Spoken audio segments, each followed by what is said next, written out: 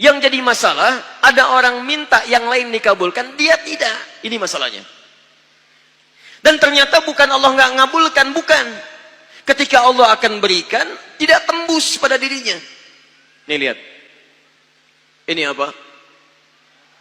Jangan katakan wallahu alam. Belas ya. Baik.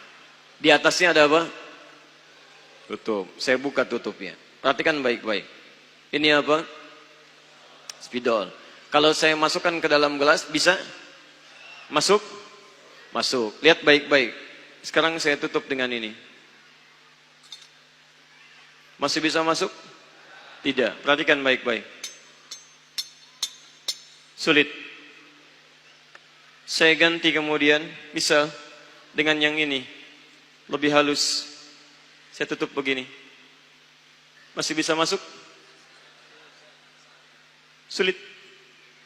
Mau dipaksa jadi masuk ke dalam, jadi kotor, tidak bisa diminum. Lihat baik-baik. Terkadang ketika Allah dengan sifat sayangnya ingin mengabulkan permohonan hambanya, bukan doa tidak dikabulkan, tapi permohonan ini tidak sampai pada dirinya karena ada sekat yang menutup. Itulah dosa. Itulah maksiat. Semakin pekat dosanya, semakin kuat penghalangnya, maka semakin sulit kemudian Allah memberikan rahmat yang turun pada dirinya. Maka banyak hadis menyampaikan kepada kita, lihat baik-baik. Saya sampaikan satu hadis dari Nabi SAW. Thumma dzakara rajula. Lalu Nabi mengisahkan tentang seorang lelaki. Yutilu safara, yang menempuh perjalanan yang jauh. Orang yang menempuh perjalanan jauh, maka doanya cepat dikabulkan oleh Allah Subhanahu wa ta'ala. Teman-teman yang ikut dari Bandar Lampung, ada yang tadi jaraknya 150 km tulang bawang dari sini. Lihat, begitu di jalan, mohon kepada Allah, minta. Ya, safar yang baik itu cepat mengabulkan doa. Orang ini safar. Yamuddu yadaihi ilas sama, dia mengangkat tangannya ke langit begini. Orang yang berdoa mengangkat tangan itu lebih cepat dikabulkan daripada yang diam. Hadisnya banyak. Di Abu Dawud nomor hadis 1480 sampai 1490. Awas, innallaha hayyun karimun. Allah itu maha pemalu dan maha mulia, dan akan merasa malu kalau meninggalkan hamba yang mengangkat tangan, menurunkan tangannya dalam keadaan hampa. Maksudnya, orang yang mengangkat tangan akan lebih cepat dikabulkan doanya dibandingkan yang diam. 3. Fayaqulu ya Rabb, ya Rabb. Maka dia berkata, ya Rabb, ya Rabb. Memohon dengan al-asma'ul husna. Sifat rububiyah Allah. Yang kalau dimintakan dikabulkan. Ya Rabb, ya Rabb. Quran surah ke-17. Ayat 110 sampai 111. Paling kanan di pertengahan. Lihat baik-baik. Allah menjamin dalam Al-Quran. Seseorang yang memohon kepada Allah dengan kalimat-kalimat al-asma'ul husna akan lebih cepat dikabulkan dibanding orang yang langsung memohon kepada Allah tanpa menyebut kalimat al-asma'ul husna. Qulid'ullaha awid'ur rahman ayyamma tad'u falahul asma'ul husna. Kalau Anda punya masalah, sebut nama Allah. Bukan mengeluh. Atau sebut namanya ya Rahman. Tapi kalau Anda mampu, cari nama-nama Allah yang terbaik sesuai dengan persoalan yang sedang kita hadapi. Namanya Al-Asma'ul Husna. Jadi Asma'ul Husna itu bukan dihafal. Ya Allah, Ya Rahman, Ya Rahim, Ya Malik, Ya Qudus. Boleh dihafalkan. Tapi hafalan ini maksudnya membantu kita untuk bisa memilihnya saat kita membutuhkannya. Misal, Anda sedang punya masalah kesulitan. Mau berdoa, sebut namanya yang sesuai dengan kesulitan Anda. Ya Al-Fattah. Masalahnya rezeki, sebut ya Allah ya Razzaq. Di pekerjaan ada yang ganggu Anda, sebut ya Allah ya Jabbar. Anda punya masalah ya Allah ya Sabar. Nggak harus disebutkan semuanya. Ya Allah ya Rahman ya Rahim ya Malik ya Qudus ya. Semua disebutkan. Masya Allah. Akhirnya yang tidak diminta pun diberikan. Anda nggak sedang punya masalah ya Sabar ya Sabar. Sabar itu adalah permohonan kepada Allah supaya diberikan kesabaran saat punya masalah. Anda nggak sedang punya masalah, minta diberikan kesabaran. Itu artinya sama dengan minta masalah. Hati-hati. Banyak kalimat-kalimatnya, pilih. Kitab Al-Aqaid Al-Islamiyah, karangan Syekh Sayyid Sabiq, halaman 24-59, posisi paling kanan di pertengahan. Dikisahkan seorang lelaki bermohon kepada Allah setelah dia selesai menunaikan salat. Lihat kalimatnya. Allahumma innaka antal ahadus samad. الذي لم يلد ولم يولد ولم يكن له كفوا أحد Allahumma inni as'aluka an taghfira liya. Dia sebutkan al-asmaul husna.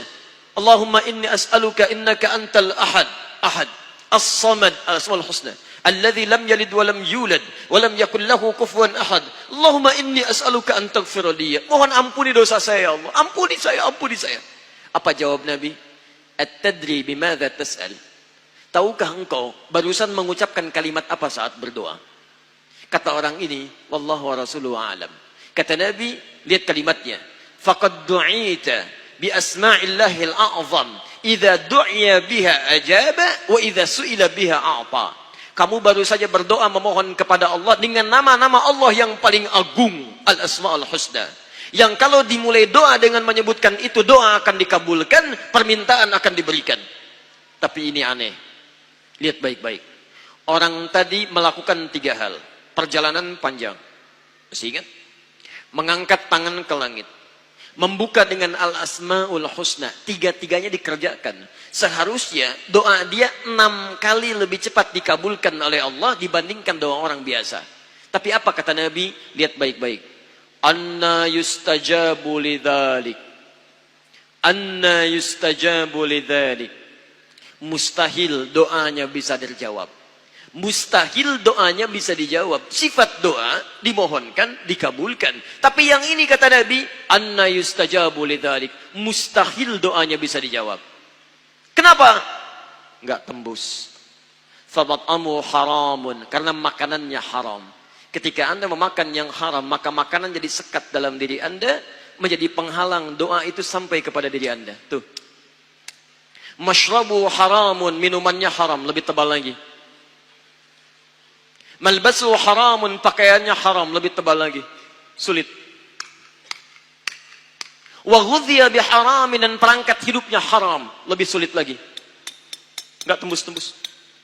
Yang paling celaka dibawa yang haram ke rumah. Dimasak kemudian oleh ibunya, dibagikan kepada anak-anaknya, muncul haram di keluarga, maka sulit turun rahmat ke dalam keluarga itu. Makanya kalau sudah maksiat terjadi, maka mohon maaf, rahmat sulit diturunkan, hidayah sulit masuk dalam diri seseorang. Maaf, ini yang haram beredar dengan darah, masuk ke dalam telinga. Quran kemudian muncul surah ke-6 ayat 25. Wa fi adhanihim waqra, di telinganya akan ada sumbatan. Bukan gak bisa dengar, yang lain kedengaran. Cuman ketika diminta yang baik-baik, gak tembus dalam telinganya. Konser musik di GBK, di Jakarta, Masya Allah, dari Lampung kedengaran. Masjid yang jaraknya 5 meter dari rumah, gak nyampe. Ini rumah dia, ini masjid, mikrofon masjid ke rumahnya begini nih. Sepeda ada, motor ada, mobil ada, kendaraan ada. Allahu Akbar. Hayya 'alas shalah. Gak dengar.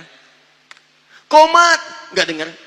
Konser musik yang jaraknya cukup jauh. Masya Allah. Sebelum artisnya datang, tiketnya udah habis. Masjid kurang apa lagi.